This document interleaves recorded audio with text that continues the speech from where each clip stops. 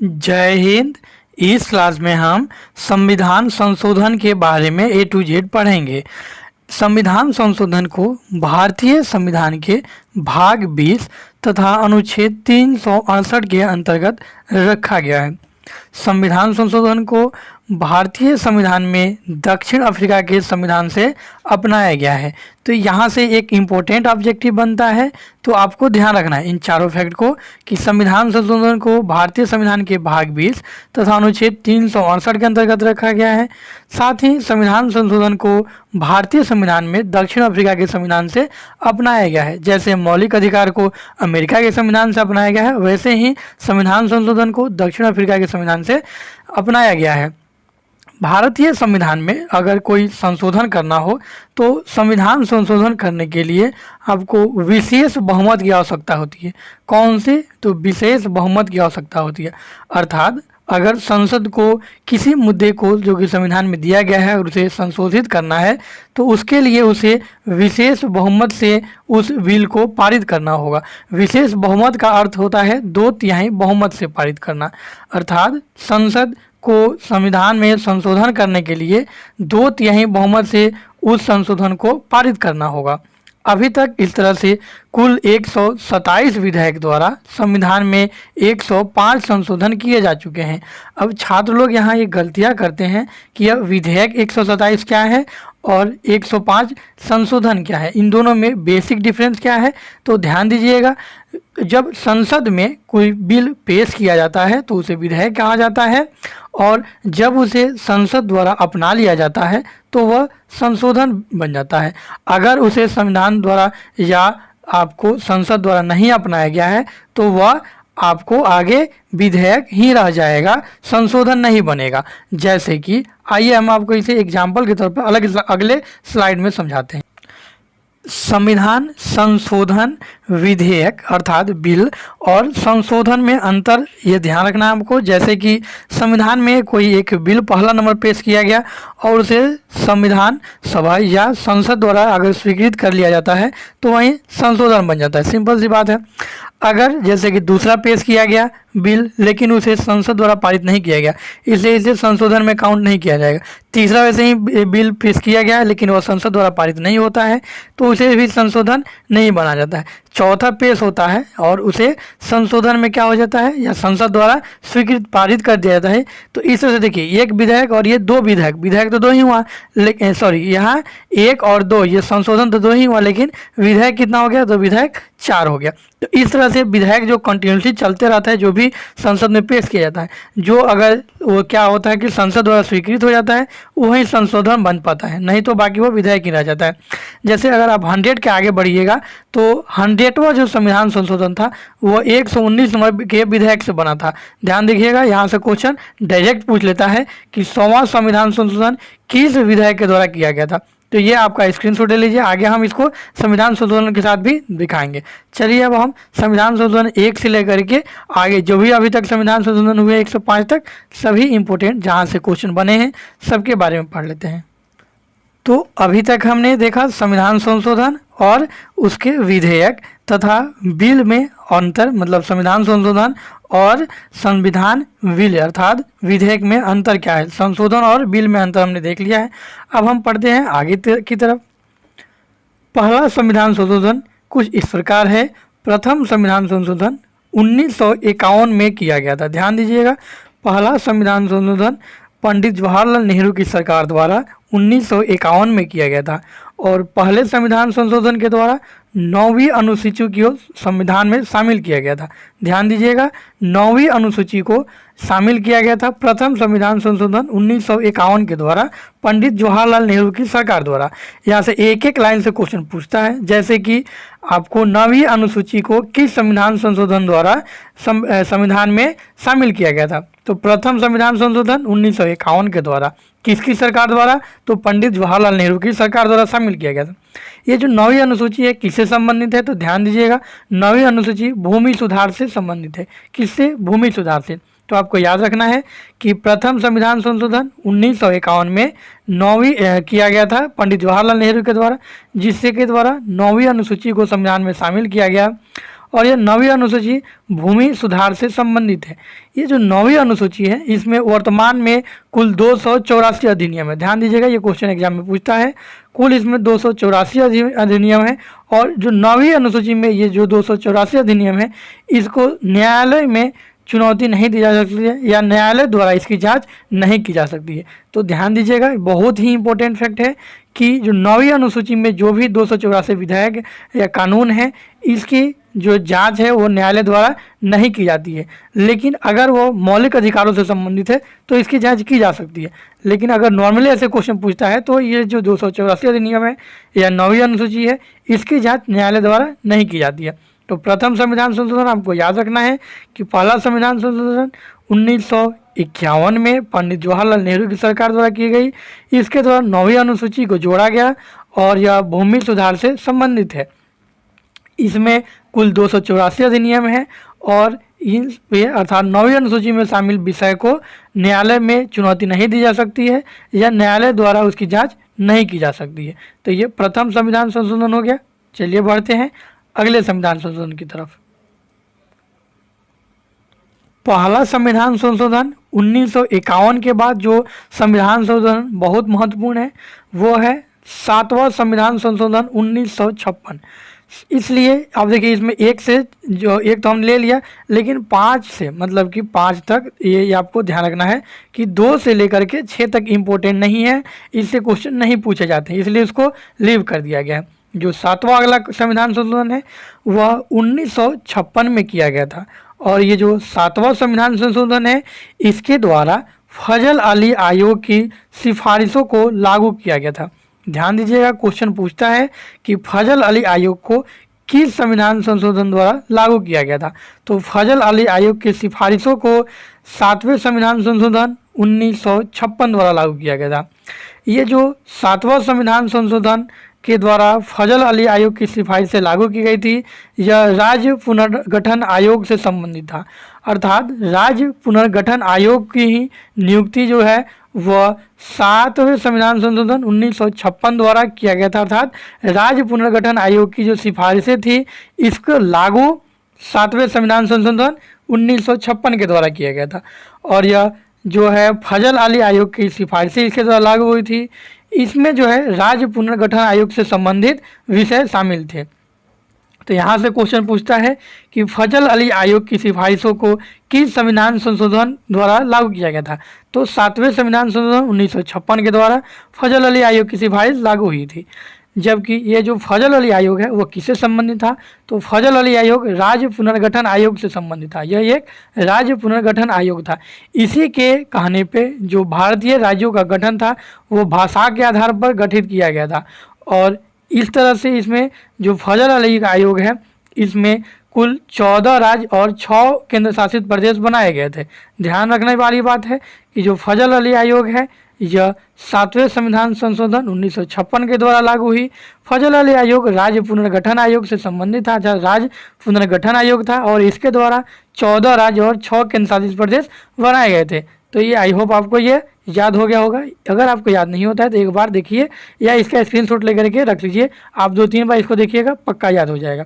कैसे याद करना है, तो फजल अली आयोग की सिफारिश से किस संविधान संशोधन लागू हुई, यह किससे संबंधित था, इसके द्वारा कितने राज्य और केंद्र शासित प्रदेश बनाए गए थे। तो ये वो 7वां। अब हम बढ़ते हैं नेक्स्ट की तरफ।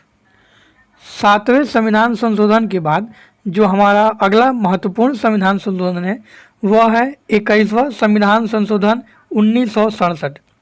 यहाँ आपको ध्यान रखना है कि हम वही संविधान संशोधन ले रहे हैं जहाँ से अभी तक 75 सालों में, आज़ादी के 75 सालों में जहाँ से अभी तक क्वेश्चन पूछे गए हैं या जहाँ से पूछे जाने की संभावना है। बाकी जहाँ से कोई भी संभावना नहीं है उसको हमने छोड़ दिया है। तो जो 21वां संविधान संशोधन है यह ध्यान देने की बात है कि 21वां संविधान संशोधन 1967 द्वारा 8वीं अनुसूची में सिंधी भाषा को शामिल किया गया था। ध्यान रखने वाली बात है कि जो मूल संविधान था उसमें 14 भाषा शामिल किए गए थे।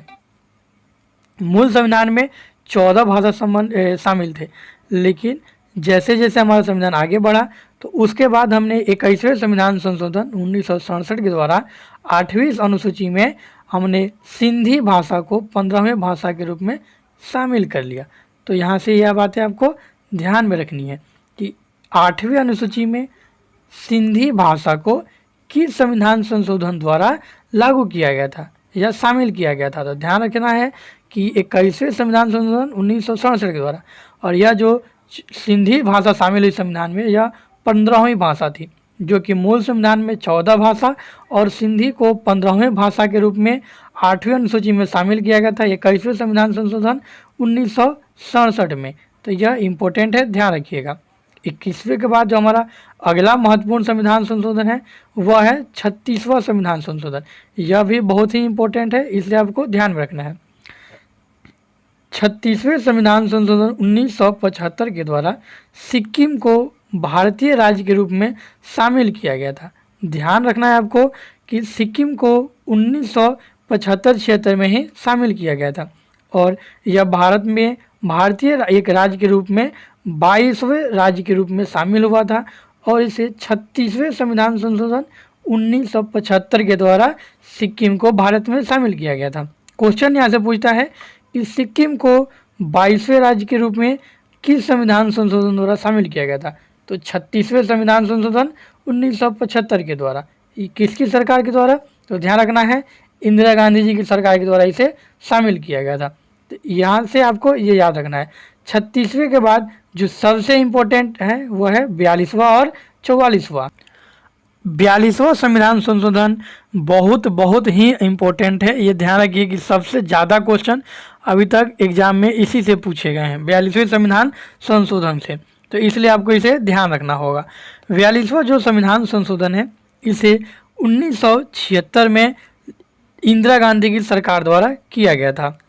42वां संविधान संशोधन 1976, ये से याद रखिए। 42वां संविधान संशोधन 1976 में संविधान में हुआ था, 1976 में, और इसके द्वारा बहुत सारे काम किए गए थे। संविधान में इतने सारे संशोधन हुए कि इसे लघु संविधान भी कहा जाता है। किसको? तो ध्यान रखिएगा, 42वें संविधान संशोधन जो कि 1976 में हुआ था, इसे लघु संविधान भी कहा जाता है।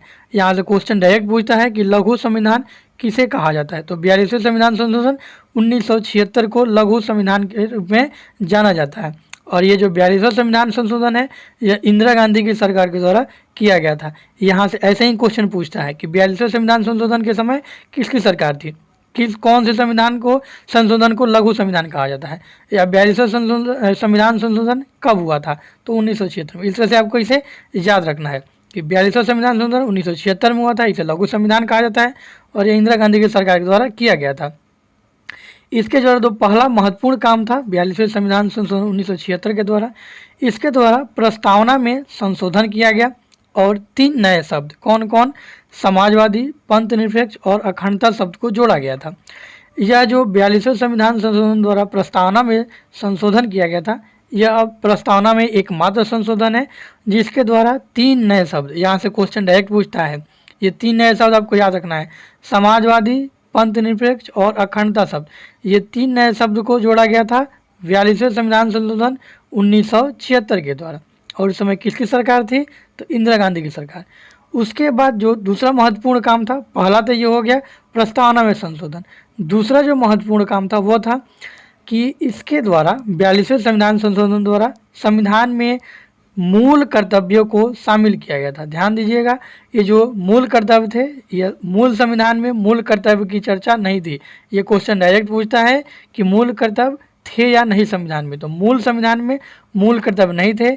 इसे 42वें संविधान संशोधन 1976 के द्वारा संविधान में मूल कर्तव्य को शामिल किया गया था, और इसमें कुल 10 मूल कर्तव्य शामिल हुए थे। 11वां जो मूल कर्तव्य था वो आगे शामिल हुआ था 2002-03 में। जो मूल कर्तव्य है इसे संविधान में स्वर्ण सिंह समिति की सिफारिशों पर लागू किया गया था।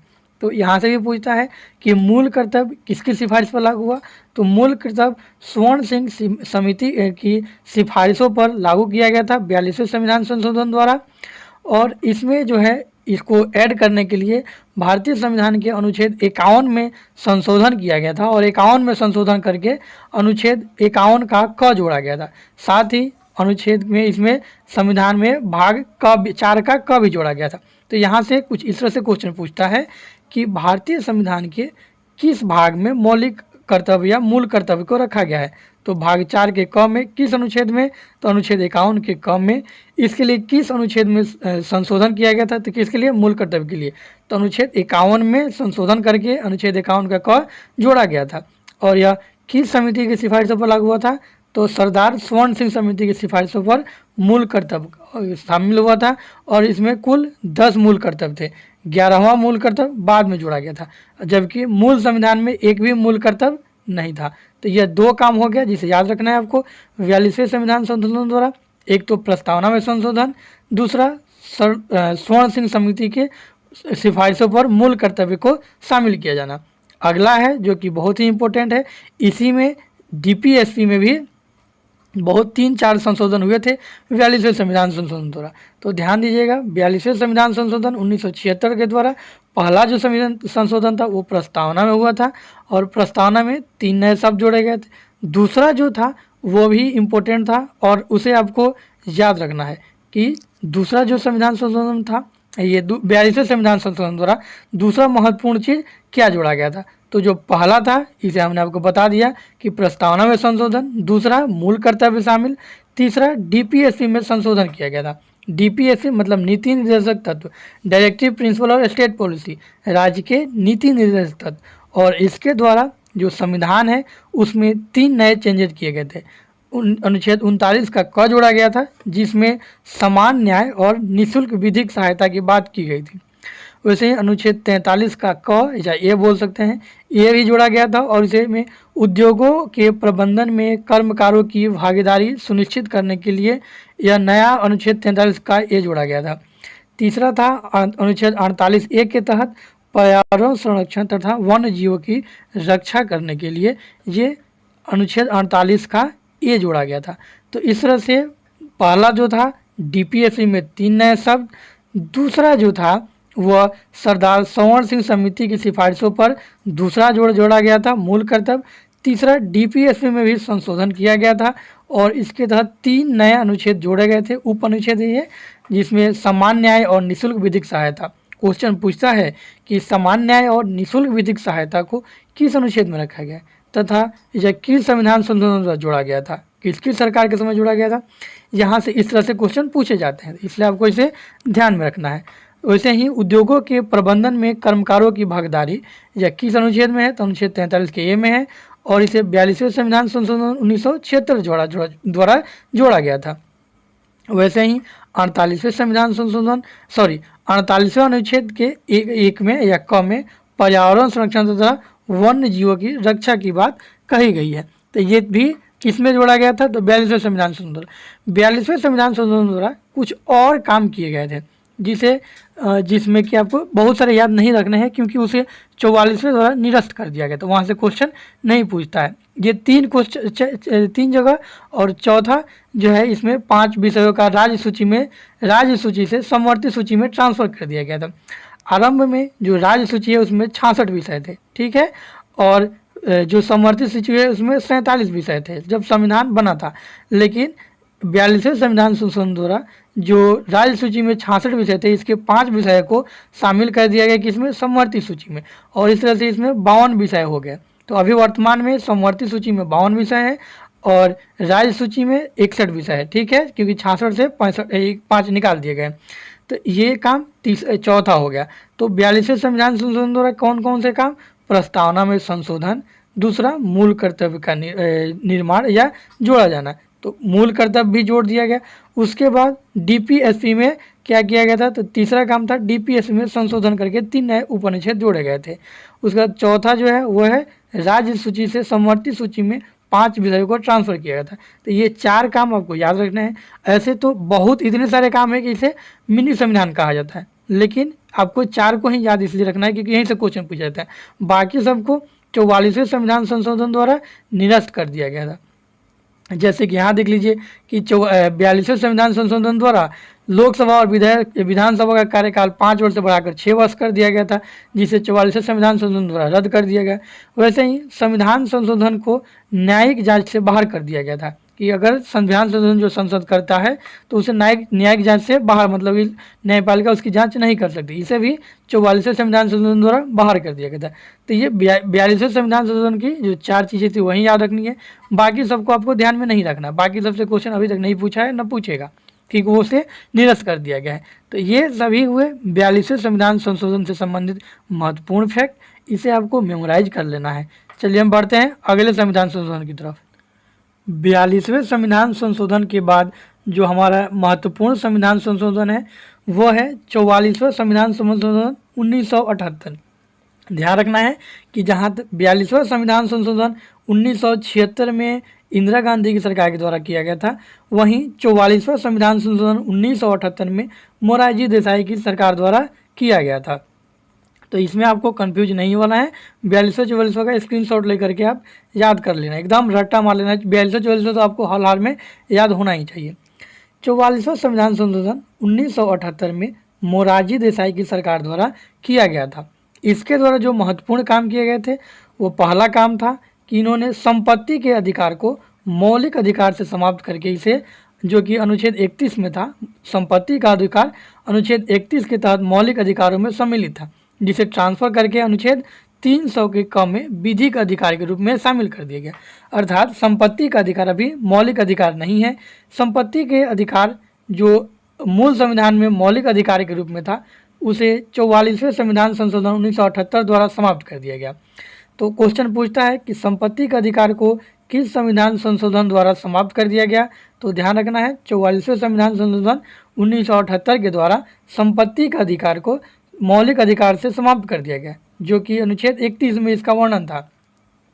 वर्तमान में जो संपत्ति का अधिकार है वो अनुच्छेद 300 के क में विधिक अधिकार के रूप में वर्णित है। तो पहला काम हो गया कि संपत्ति का अधिकार का समापन मौलिक अधिकार से समाप्त करके अनुच्छेद 300 के क में विधिक अधिकार के रूप में कर दिया गया 44वें संविधान संशोधन द्वारा।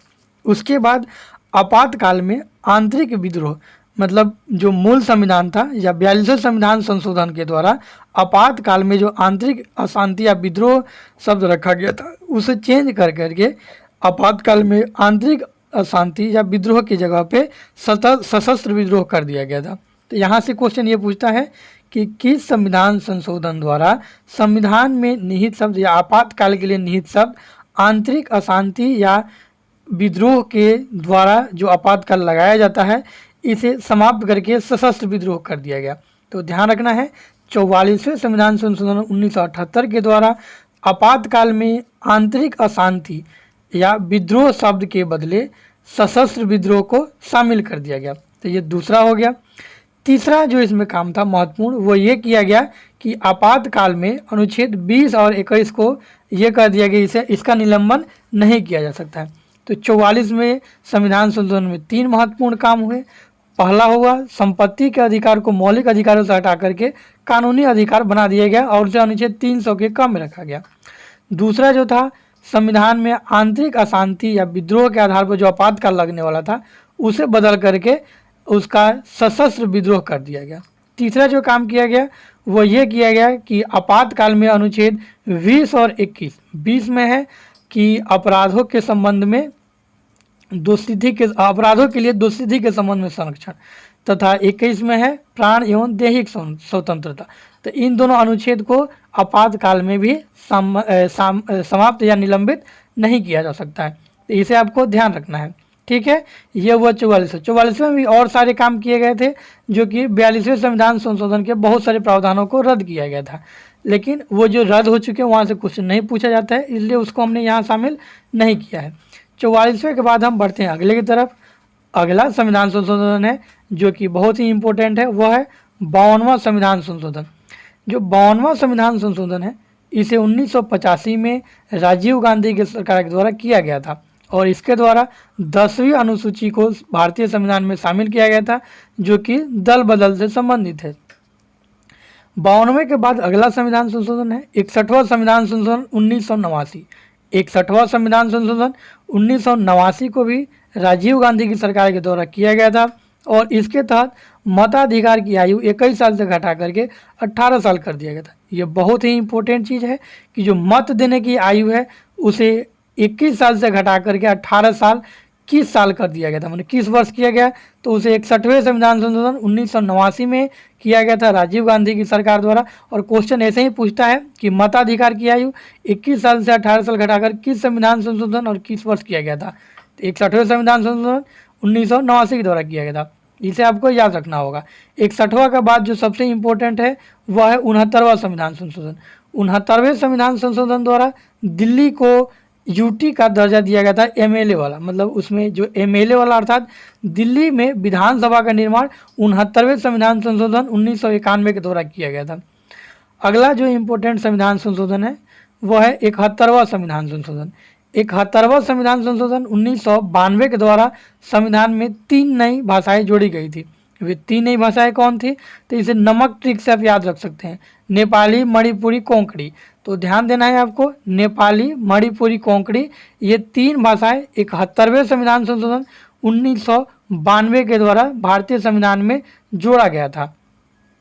इसके बाद जो हमारा अगला महत्वपूर्ण संविधान संशोधन है वह है 73वां संविधान संशोधन। 73वें संविधान संशोधन 1992 के द्वारा पंचायती राज संस्था या ग्राम पंचायत को संवैधानिक दर्जा दिया गया था। क्वेश्चन यहाँ से पूछता है कि ग्राम पंचायतों को संवैधानिक दर्जा किस संविधान संशोधन के तहत दिया गया था, तो 73वें संविधान संशोधन 1992 के द्वारा पंचायती राज संस्था या ग्राम पंचायत को संवैधानिक दर्जा दिया गया था। ये जो पंचायती राज संस्था है इसे 73वें संविधान संशोधन द्वारा 9वें भाग में शामिल किया गया और इसका नाम पंचायत कर दिया गया। अर्थात भारतीय संविधान के भाग 9 में पंचायती राज संस्था को रखा गया है और इसका नाम वहाँ पंचायत रखा गया है। साथ ही इसके लिए 73वें संविधान संशोधन के तहत पंचायती राज संस्था के तहत 11वीं अनुसूची जोड़ा गया और इसमें पंचायतों को 29 विषय दिया गया। ये बहुत इंपॉर्टेंट है, ध्यान देना कि जो अनुसूची 11 है वो पंचायती राज संस्था से संबंधित है। 11वीं अनुसूची को 73वें संविधान संशोधन 1992 के द्वारा शामिल किया गया था संविधान में और इसमें पंचायती राज संस्था को कुल 29 विषय दिए गए हैं। ये जो पंचायती राज संस्था को हमने संवैधानिक दर्जा दिया था, तो ध्यान देने वाली बात है कि संवैधानिक दर्जा इसे हमने 73वें संविधान संशोधन 1992 के द्वारा दिया था। तो संवैधानिक दर्जा 73वें संविधान संशोधन 1992 के द्वारा इसे भाग 9 में शामिल किया गया था और इसका नाम पंचायत दिया गया था। इसके लिए अनुसूची 11 भी शामिल किया गया था संविधान में और इसमें 29 विषय पंचायती राज संस्थाओं को दिए गए थे। इसे जो लागू किया गया था, ये क्वेश्चन बहुत इंपॉर्टेंट है कि पंचायती राज संस्था को लागू कब किया गया था, तो इसे लागू 24 अप्रैल 1993 में किया गया था। आप इसका एक स्क्रीनशॉट ले लीजिए, यहाँ से एक लाइन से क्वेश्चन पूछता है पंचायती राज संस्था को संवैधानिक दर्जा, तो 73वें संविधान संशोधन द्वारा इसे किस भाग में शामिल किया गया, तो भाग 9 में। और किस अनुसूची में, तो अनुसूची 11 में। कितने विषय प्रदत्त है पंचायती राज संस्था को, तो 29 विषय। इसे कब शामिल किया गया था, तो 24 अप्रैल 1993 को शामिल किया गया था। तो 73वां संविधान संशोधन इम्पोर्टेंट है, आपको ध्यान में रखना है। 73वें संविधान संशोधन के बाद जो इम्पोर्टेंट संविधान संशोधन है वह है 74वां संविधान संशोधन द्वारा नगर पालिका को संवैधानिक दर्जा दिया गया था। ध्यान देना है कि 73वें द्वारा पंचायती राज संस्था को और 74वें द्वारा नगर पालिका को संवैधानिक दर्जा दिया गया था। इसके लिए नगर पालिका को संविधान के भाग 9 के क में जोड़ा गया है। अर्थात नगर पालिका को अगर क्वेश्चन पूछता है कि किस भाग में रखा गया है, तो भारतीय संविधान के भाग 9 के क में, और वहाँ उसका नाम नगर पालिका है। इसके लिए अर्थात नगर पालिका के लिए भारतीय संविधान में 12वीं अनुसूची को शामिल किया गया था और इसमें 18 विषय सम्मिलित है। तो यहाँ से क्वेश्चन पूछता है कि नगर पालिका को किस संविधान संशोधन द्वारा संवैधानिक दर्जा दिया गया था, तो 74वें संविधान संशोधन 1992 के द्वारा। नगर पालिका किस भाग से संबंधित है, तो भारतीय संविधान के भाग 9 के क से संबंधित है। जबकि भाग 9 में अगर सिर्फ बोलिएगा तो भाग 9 में सिर्फ आपको कौन सा संबंधित है, तो ग्राम पंचायत संबंधित है, और 9 के क में नगर पालिका संबंधित है। वैसे ही 11वीं अनुसूची रखा गया था किसके लिए, तो पंचायती राज संस्था के लिए, जबकि 12वीं अनुसूची रखा गया है नगर पालिका के लिए। पंचायती राज संस्था को जहां 29 विषय दिया गया था, वहीं नगर पालिका को 18 विषय प्रदत्त हैं। तो यहाँ से आपको ध्यान रखना है कि 73वां और 74वां को आपको कंपेयर करके याद रखना है। ये दोनों ही इम्पोर्टेंट है और दोनों ही एग्जाम में यहाँ से क्वेश्चन पूछा जाता है। 73वां और 74वां दोनों का संविधान संशोधन जो है 1992 में ही हुआ था, जबकि आपको ध्यान देना है कि पंचायती राज संस्था को 9 भाग 9 में और नगर पालिका को भाग 9 के क में शामिल किया गया है। पंचायती राज संस्था को अनुसूची 11 में और उसमें 29 विषय उनको दिया गया है, जबकि नगर पालिका को भारतीय संविधान की अनुसूची 12 में शामिल किया गया है और इसमें 18 विषय नगर पालिका को दिए गए हैं। तो आपको इसे ध्यान रखना है। 74वें संविधान संशोधन के बाद जो सबसे इम्पोर्टेंट संविधान संशोधन है वह है 84वां संविधान संशोधन। 84वें संविधान संशोधन 2001 में हुआ था और इसके तहत 2026 तक लोकसभा और विधानसभा सीटों में परिवर्तन नहीं किया जाएगा, यह निर्धारण किया गया था। ध्यान दीजिएगा, यह हाल ही में बीपीएससी 67वीं में क्वेश्चन पूछा गया था, 67वीं री एग्जाम में, कि किस साल तक लोकसभा विधानसभा में सीटों का परिवर्तन नहीं किया जाएगा। तो 2026 तक लोकसभा में विधानसभा सीटों में परिवर्तन नहीं किया जाएगा। और यह किस संविधान संशोधन द्वारा फिक्स किया गया था? तो 84वें संविधान संशोधन 2001 के द्वारा। वैसे ही जो परिसीमन था, मतलब कि जो जनगणना के लिए परिसीमन अर्थात लोकसभा की और विधानसभा में सीटों का परिवर्तन, या इसी को दूसरे वर्ड में हम परिसीमन जो बोलते हैं, तो ये जो परिसीमन है 1991 की जनगणना पर फिक्स किया गया। जबकि यहाँ आपको एक चीज़ कंफ्यूज नहीं होइएगा कि जो परिसीमन अर्थात सीट जो है कितने होंगे लोकसभा और विधानसभा में, यह किस ईयर पर आधारित है वर्तमान में? तो वर्तमान में 2001 की जनगणना पर आधारित है, जबकि 84वें संविधान संशोधन द्वारा यह 1991 की जनगणना पर आधारित था, जिसे 87वें संविधान संशोधन पर परिवर्तन करके 2001 की जनगणना पर कर दिया गया था। तो इसका आप स्क्रीनशॉट ले लीजिए, यह बहुत ही इम्पोर्टेंट है कि लोकसभा विधानसभा में सीटों का परिवर्तन 2026 तक नहीं किया गया था। इसका निर्धारण 1901 वर्तमान में जो परिसीमन या सीट की संख्या है वह 2001 की जनगणना पर आधारित है, जबकि इसे 84वें संविधान संशोधन में 1991 की जनगणना पर किया गया था, लेकिन 87वें संविधान संशोधन द्वारा इसे 2001 की जनगणना पर कर दिया गया।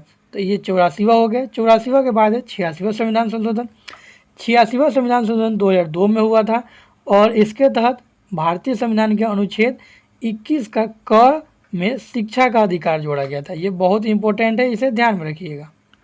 यहाँ से क्वेश्चन पूछता है कि शिक्षा का अधिकार मौलिक अधिकार के रूप में संविधान में कब शामिल किया गया था? तो ध्यान दीजिएगा, शिक्षा का अधिकार मौलिक अधिकार के रूप में 86वें संविधान संशोधन 2002 के द्वारा शामिल किया गया था और इसे अनुच्छेद 21 के क में शामिल किया गया था। तो शिक्षा का अधिकार जो है वह अनुच्छेद 21 के क में वर्णित है। इसे 86वें संविधान संशोधन 2002 के द्वारा संविधान में शामिल किया गया था। इसके द्वारा अर्थात 86वें संविधान संशोधन 2002 के द्वारा जो अनुच्छेद 21 के क के तहत शिक्षा का अधिकार जोड़ा गया, इसके तहत यह फिक्स किया गया कि जो भी राज्य सरकारें या जो भी सरकारें हैं वह 6 से 14 वर्ष तक निःशुल्क प्रारंभिक शिक्षा प्रदान करेगा सभी बच्चों को, अर्थात 6 से 14 वर्ष के सभी बच्चों को निःशुल्क शिक्षा प्रदान करने की जो फैसिलिटी है वह 86वें संविधान संशोधन 2002 के द्वारा अनुच्छेद 21 के क शामिल करने से आया था। तो क्वेश्चन को इस तरह से घुमा के भी पूछ सकता है। इसी में अर्थात 86वें संविधान संशोधन में ही 11वां मूल कर्तव्य जोड़ा गया था, जो कि इससे संबंधित था कि सभी गार्जियन का, जो भी अभिभावक है, उनका कर्तव्य होगा कि वो अपने बच्चे को 6 से 14 वर्ष के बच्चे को शिक्षा लेने के लिए प्रेरित करेंगे, अर्थात उसे शिक्षा प्रदान करेंगे। तो ये 11वां मूल कर्तव्य भारतीय अभिभावकों के संबंध में था, जबकि 86वें संविधान संशोधन शिक्षा के अधिकार को मौलिक अधिकार के रूप में संविधान में शामिल करने से था। तो इसे आपको याद रखना है। 86वें संविधान संशोधन के बाद हमारा अगला संविधान संशोधन है 89वां संविधान संशोधन। 89वां संविधान संशोधन 2003 में हुआ था। इसके द्वारा राष्ट्रीय अनुसूचित जाति आयोग और राष्ट्रीय अनुसूचित जनजाति आयोग, इन दोनों को अलग कर दिया गया। इससे पहले जो दोनों आयोग थे अर्थात राष्ट्रीय अनुसूचित जाति एवं अनुसूचित जनजाति आयोग, ये दोनों पहले एक ही साथ था 2003 से पहले, लेकिन 89वें संविधान संशोधन 2003 के द्वारा इन दोनों को अलग करते हुए राष्ट्रीय अनुसूचित जाति आयोग को अनुच्छेद 338 में रखा गया तथा एक नया अनुच्छेद 338 क या 338 ए जोड़ा गया, जिसमें राष्ट्रीय अनुसूचित जनजाति आयोग को रखा गया। अर्थात राष्ट्रीय अनुसूचित जाति और अनुसूचित जनजाति आयोग, जो कि 2003 तक एक ही साथ था, इसे 2003 में 89वें संविधान संशोधन के द्वारा तोड़ा गया और इन दोनों को अलग करते हुए राष्ट्रीय अनुसूचित जाति और राष्ट्रीय अनुसूचित जनजाति आयोग दोनों को अलग कर दिया गया। क्वेश्चन यहाँ से पूछता है कि राष्ट्रीय अनुसूचित जाति आयोग कब बना, तो अलग होकर के ध्यान दीजिएगा, यह अनुच्छेद 338 के तहत 2003 में 89वें संविधान संशोधन के द्वारा बना था। जबकि यहाँ से जो इम्पोर्टेंट क्वेश्चन जो बनता है वो है कि राष्ट्रीय अनुसूचित जनजाति आयोग को किस अनुच्छेद के तहत बनाया गया, तो अनुच्छेद 338 क के तहत, और इसे संविधान में कब शामिल किया गया था, तो 89वें संविधान संशोधन 2003 के तहत राष्ट्रीय अनुसूचित जनजाति आयोग का निर्माण किया गया था। इसके लिए नए आर्टिकल 338 ए संविधान में जोड़ा गया था। तो इन सभी लाइनों से जो भी मैंने पढ़ा यहाँ से बीपीएससी या स्टेट पीसीएस में क्वेश्चन पूछे जाते हैं, तो आपको इसे याद रखना है। अगला है 91वां संविधान संशोधन। 91वां संविधान संशोधन जो है इसे 2003 में किया गया था और इसके तहत लोकसभा में जो मंत्रिपरिषद की संख्या है यह कुल सीटों की संख्या से 15% अधिक नहीं होगी, यह निर्णय लिया गया था और इसका जो है शामिल अनुच्छेद 75(1) के तहत किया गया था, 75(1) के क के तहत। यहाँ से क्वेश्चन क्या पूछेगा, ध्यान दीजिएगा कि मंत्रिपरिषद विस्तार की सीमा कितनी % है वर्तमान में, तो मंत्रिपरिषद की जो विस्तार की सीमा है वो 15% है। अर्थात जो कुल मंत्री अर्थात लोकसभा में जो कि कुल 545 जो सीटें हैं, इसके कुल 15% सीटों पे ही मंत्रियों की नियुक्ति की जा सकती है। तो मंत्रिपरिषद जो विस्तार की सीमा है वो 15% रखी गई है। यह किस संविधान संशोधन द्वारा, तो 91वें संविधान संशोधन 2003 के द्वारा लोकसभा और विधानसभा में जो मंत्रिपरिषद विस्तार की है सीमा वो 15% रखा गया है। इसे अनुच्छेद 75(1) के क के तहत रखा गया। यहाँ से भी क्वेश्चन पूछता है। लेकिन जो दिल्ली है, दिल्ली में मंत्रिपरिषद जो है वह कुल सीट की संख्या के 10% हो सकता है। तो ध्यान रखना है सभी राज्यों में मंत्रिपरिषद की जो सीमा है वह कुल सीटों की संख्या के 15% होगा, जबकि सिर्फ दिल्ली में यह 10% होता है। यहाँ से एक चीज़ और ध्यान रखना है कि न्यूनतम सीटों की संख्या जो राज्यों में है वह 12 होना चाहिए, सीएम को मिला करके 12। तो यहाँ जो इम्पोर्टेंट चीज़ ध्यान रखना है वो ये रखना है कि लोकसभा और विधानसभा में मंत्रिपरिषद की संख्या अर्थात मंत्रियों की संख्या वहाँ की कुल सीटों की 15% से अधिक नहीं हो सकता है और यह 15% में प्रधानमंत्री और राज्यों में मुख्यमंत्री को जोड़ते हुए किया जाएगा, जबकि सिर्फ दिल्ली में यह 10% है। वहीं बात करें मिनिमम की, तो सिर्फ राज्यों में ही मिनिमम मंत्रिपरिषद की जो सीमा है वह कम से कम सीएम को मिलाते हुए 12 सदस्य होना चाहिए, लेकिन अधिकतम जो है परसेंटेज में है 15%। यहाँ से आपको कन्फ्यूज नहीं होना है, ध्यान में रखना है और इसका आप स्क्रीनशॉट भी ले सकते हैं। इसके बाद जो हमारा अगला इम्पोर्टेंट संविधान संशोधन है वह है 92वां अर्थात 92 से संविधान संशोधन। ध्यान देने एक बात है यहाँ कि 92वें संविधान संशोधन 2003 के द्वारा भारतीय संविधान में 4 नए भाषाएं बोडो, डोगरी, मैथिली, संथाली को जोड़ा गया था। अब आप एक चीज़ कंफ्यूज हो सकते हैं, ध्यान देना है 21वें संविधान संशोधन द्वारा भारतीय संविधान की 8वीं अनुसूची में, जिसमें राष्ट्रीय भाषाओं की या सभी 22 भाषाओं की जो चर्चा है उसमें जो है 21वें संविधान संशोधन। यहाँ एक चीज़ आप कंफ्यूज नहीं होइएगा, मूल संविधान में कुल 14 भाषाएं थी। 21वें संविधान संशोधन के द्वारा एक नई भाषा सिंधी को जोड़ा गया था। कौन सी भाषा? सिंधी को जोड़ा गया था 21वें संविधान के संशोधन के द्वारा। वैसे ही 71वें संविधान संशोधन के द्वारा कौन से 71वें संविधान के द्वारा नमक 3 भाषा नेपाली, मणिपुरी और कोंकणी ये तीनों को जोड़ा गया था। 92वें संविधान संशोधन 2003 के द्वारा बोडो, डोगरी, मैथिली, संथाली को जोड़ा गया था। तो यहाँ से कन्फ्यूज नहीं होइएगा। और मूल संविधान में 14 भाषा थी, 15वां भाषा सिंधी और उसके बाद 3 भाषा कौन कौन से? 71वें द्वारा नमक को जोड़ा गया था, नेपाली, मणिपुरी, कोंकणी, और 4 भाषा 92वें संविधान संशोधन 2003 के द्वारा जो कि बोडो, डोगरी, मैथिली, संथाली था। तो इन चारों को जोड़ा गया था। तो इन एक साथ कर करके आप स्क्रीनशॉट लेकर के इसे याद रख सकते हैं। अलग अलग में कन्फ्यूजन हो सकता है, क्योंकि यहाँ से एक क्वेश्चन कभी कभी पूछ देता है। 92 के बाद अगला संविधान संशोधन है 97वां संविधान संशोधन। और 97वां संविधान संशोधन बहुत ज़्यादा इम्पोर्टेंट तो नहीं है, लेकिन याद कर लीजिएगा। 97वां संविधान संशोधन 2011 में किया गया था और इसके तहत सहकारी समितियों को संवैधानिक दर्जा दिया गया था। अर्थात जो सहकारी समिति थी उनको संवैधानिक दर्जा 97वां संविधान संशोधन 2011 के द्वारा इसका क्या किया गया था, तो संवैधानिक दर्जा किया था। यहीं सहकारी समिति जो 97वां संविधान संशोधन द्वारा इसे संवैधानिक दर्जा दिया गया था, इस ईयर अर्थात 2021-22 में इसे एक नया मंत्रालय बनाया गया है, सहकारिता मंत्रालय, जिसके अध्यक्ष गृह मंत्री होते हैं, अर्थात अमित शाह जी हैं। तो 21-22 में एक नया मंत्रालय भी बनाया गया है, ये भी आपको ध्यान रखना है। अगले संविधान संशोधन की तरफ हम बढ़ेंगे। अगला जो संविधान संशोधन है वो भी बहुत इम्पोर्टेंट है, क्योंकि यहाँ से सिर्फ एक ही क्वेश्चन पूछता है कि वह एकमात्र संविधान संशोधन कौन सा है जिसे सुप्रीम कोर्ट द्वारा असंवैधानिक करार दे दिया गया था। तो वो है 99वां संविधान संशोधन। 99वां संविधान संशोधन 2014 के द्वारा नरेंद्र मोदी की सरकार के द्वारा एक कोलेजियम पद्धति लाया गया था। अर्थात कोलेजियम पद्धति द्वारा जिसके तहत सुप्रीम कोर्ट के जजों की नियुक्ति होती है, उसके हटा करके एक NJAC अर्थात राष्ट्रीय न्यायिक नियुक्ति आयोग लाया गया था, जिसे संविधान सभा ने अर्थात सुप्रीम कोर्ट ने उसे असंवैधानिक करार देते हुए रद्द कर दिया।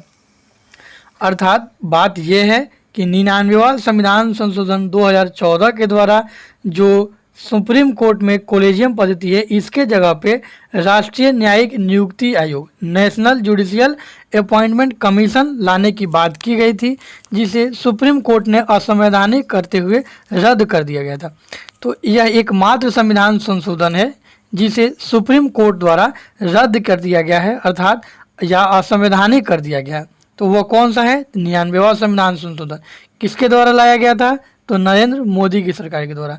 ध्यान रखना है, यह एकमात्र संविधान संशोधन है जिसे रद्द कर दिया गया है। अगर यह लागू हो जाता तो बहुत ही एक विकट परिस्थिति हो सकती थी, या भारत के लोकतंत्र के लिए यह बहुत ही खतरा हो सकता था, क्योंकि जब कार्यपालिका वाले ही न्यायपालिका की नियुक्ति करते तो फिर एक दूसरे से वे स्वतंत्र नहीं रह पाते और सभी जो सुप्रीम कोर्ट के फैसले होते हैं वो सरकार के पक्ष में चले जाते। इसलिए यह रद्द किया जाना बहुत ही एक तरह से उचित कहा जाएगा। तो जो NJAC है ये शॉर्ट फॉर्म है किसका? नेशनल जुडिशियल अपॉइंटमेंट कमीशन अर्थात राष्ट्रीय न्यायिक नियुक्ति आयोग, और इसे 99वां संविधान संशोधन द्वारा ऐड किया गया था, लेकिन इसे सुप्रीम कोर्ट द्वारा असंवैधानिक करार दे दिया गया। अगला 99 के बाद है 100वां संविधान संशोधन। 100वां संविधान संशोधन के आगे मतलब 100 से लेकर के 105 तक, यहाँ तक आपको ये याद रखना है कि यहाँ से संविधान संशोधन नहीं पूछता है, यहाँ से विधेयक पूछता है, और लगभग 100 से ज़्यादा बार यह पूछा जा चुका है। 1 से लेकर के 100 से 105 तक जो भी संविधान संशोधन है यह किस विधेयक के द्वारा किया गया था, तो ये आपको ध्यान में रखना है। एग्जाम में यह संशोधन नंबर भी देगा और विधेयक नंबर भी देगा। और विधेयक आपको हम बता चुके हैं कि संशोधन के लिए जो बिल पेश किया जाता है उसे विधेयक कहा जाता है। अगर वो संसद द्वारा पारित हो जाता है तो वो संविधान संशोधन बन जाता है, नहीं पारित होता है तो विधेयक ही रह जाता है, संशोधन में उसके काउंट नहीं किया जाता है। तो 100 के बाद आपको विधेयक भी याद रखना है। तो 100वां संविधान संशोधन 2015 में 119वें विधेयक के द्वारा किया गया था। क्वेश्चन पूछता है कि 100वां संविधान संशोधन को किस विधेयक के द्वारा किया गया था, तो ये विधेयक 119 के द्वारा। साथ ही एक और क्वेश्चन पूछता है कि जैसे भारत बांग्लादेश, इसके तहत कौन सा काम हुआ था, तो भारत बांग्लादेश भूमि सीमा समझौता। क्वेश्चन पूछेगा कि भारत बांग्लादेश भूमि सीमा समझौता है वह किस विधेयक के तहत किया गया था, तो भारत बांग्लादेश भूमि सीमा समझौता विधेयक 119 के तहत किया गया था। यहाँ संशोधन नहीं पूछता है, विधेयक पूछता है। यह जो भारत बांग्लादेश भूमि सीमा समझौता है इसे 3 बीघा कॉरिडोर के नाम से भी जाना जाता है। यह 3 बीघा कॉरिडोर जो है इसे बांग्लादेश को दे दिया गया था और उसके कुछ गाँवों को भारत में शामिल कर दिया गया था, जो कि सूटेबल थे किसकी दृष्टि से, तो सीमा के दृष्टि से। उसी को भारत बांग्लादेश भूमि सीमा समझौता कहा गया है। इसे 119वें विधेयक के द्वारा किया गया था और यह संविधान संशोधन 100वां था जो कि 2015 में हुआ था। अगला संविधान संशोधन है 101वां।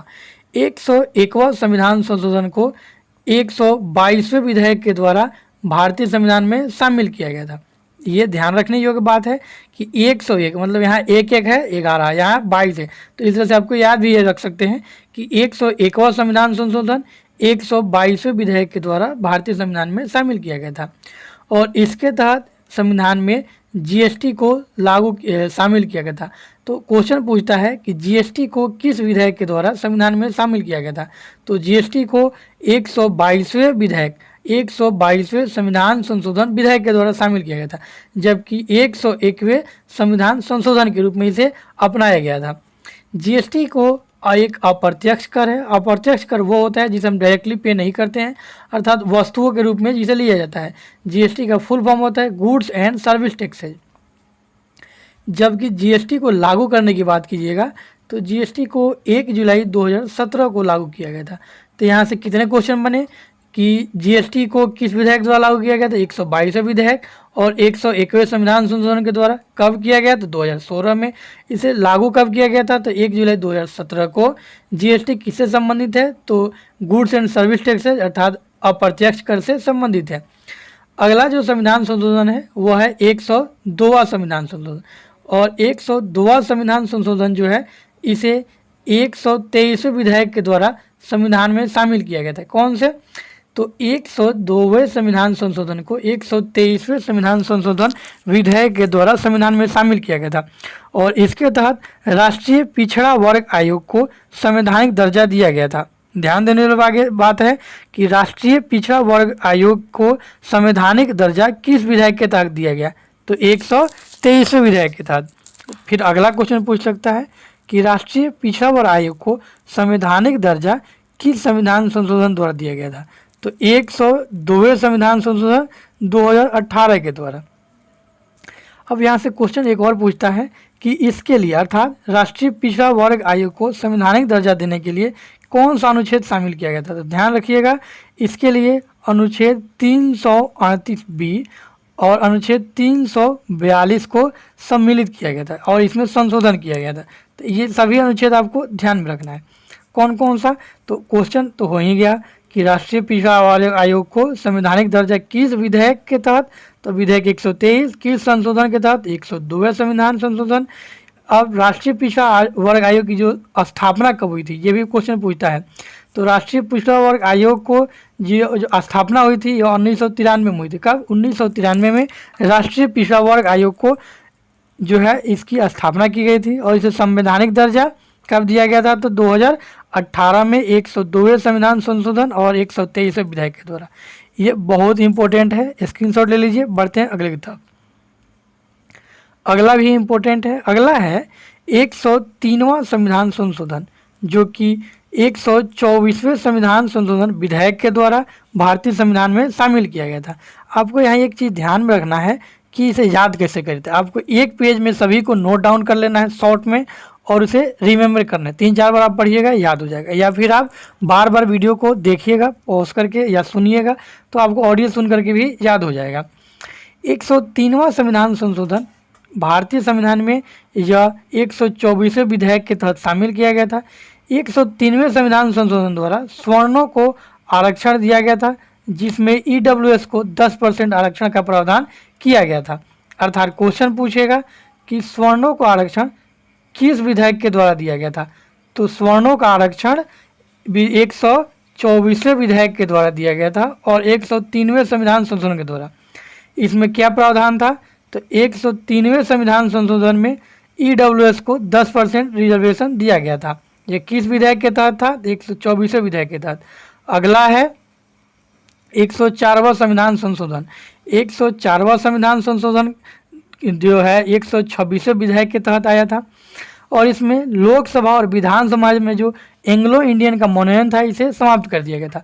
तो यहाँ से क्वेश्चन पूछता है कि लोकसभा और विधानसभा में एंग्लो इंडियन का मनोनयन समाप्त किस अनुच्छेद के तहत किया गया, या किस अनुच्छेद के तहत भी बोलेगा तो अनुच्छेद 334 होगा। ध्यान से यहाँ से रखिएगा।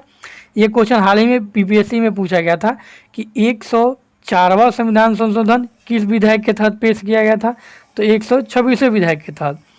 इसके तहत भारतीय संविधान में इसके तहत ध्यान रखिएगा कि जो एंग्लो इंडियन का जो संसद में नियुक्त किया था, जो लोकसभा और विधानसभा में एंग्लो इंडियन का मनोनयन था, इसे समाप्त कर दिया गया था। तो क्वेश्चन पूछेगा कि एंग्लो इंडियन का मनोनयन लोकसभा और विधानसभा में कब समाप्त किया गया? तो 126वें विधेयक के द्वारा और 104वें संविधान संशोधन के द्वारा।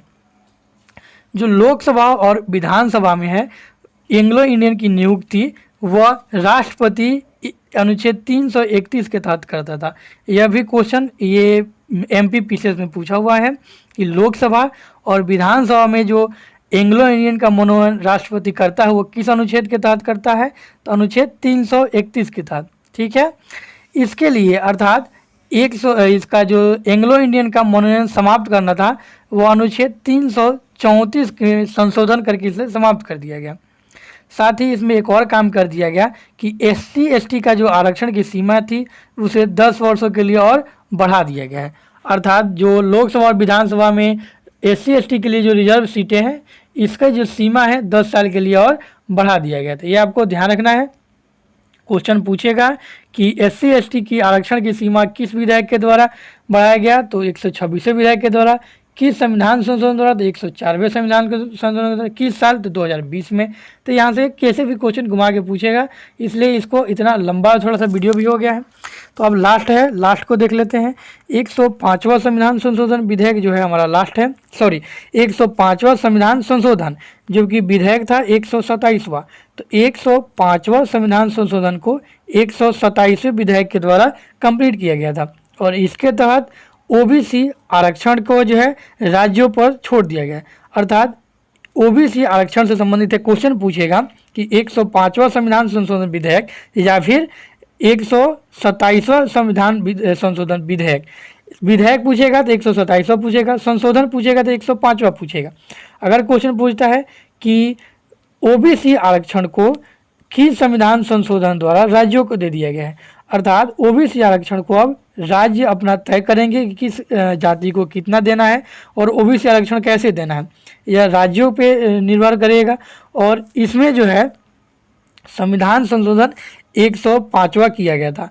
क्वेश्चन ऐसे आएगा कि 105वां संविधान संशोधन किससे संबंधित है? तो OBC आरक्षण को राज्यों को दिए जाने से संबंधित है। दूसरे उल्टा क्वेश्चन पूछ सकता है कि OBC जो आरक्षण है राज्यों को किस संविधान संशोधन विधेयक के द्वारा दिया गया? तो विधेयक 127वें के तहत और संशोधन 105वें के तहत। तो इस तरह से हमने कुल जितने भी इम्पोर्टेंट संविधान संशोधन है इन सबको एक जगह आपको बहुत ही यह हेल्पफुल भी होने वाला है, क्योंकि यहाँ से हर एग्जाम में 1 से 2 क्वेश्चन पूछ लिया जाता है। और किसी जो स्टेट पीसीएस एग्जाम्स हैं इनमें क्या किया जाता है कि इनमें जो है आपको इन सभी को मिला करके एक साथ मैच करने के लिए दे दिया जाता है। तो आपको क्या करना है, एक प्लेन पेपर में सभी विधेयक को एक जगह शॉर्ट में नोट कर लेना है और इसे 3-4 बार या तो सुन लीजिए या पढ़ लीजिए, आपको पक्का याद हो जाएगा, ये गारंटी है।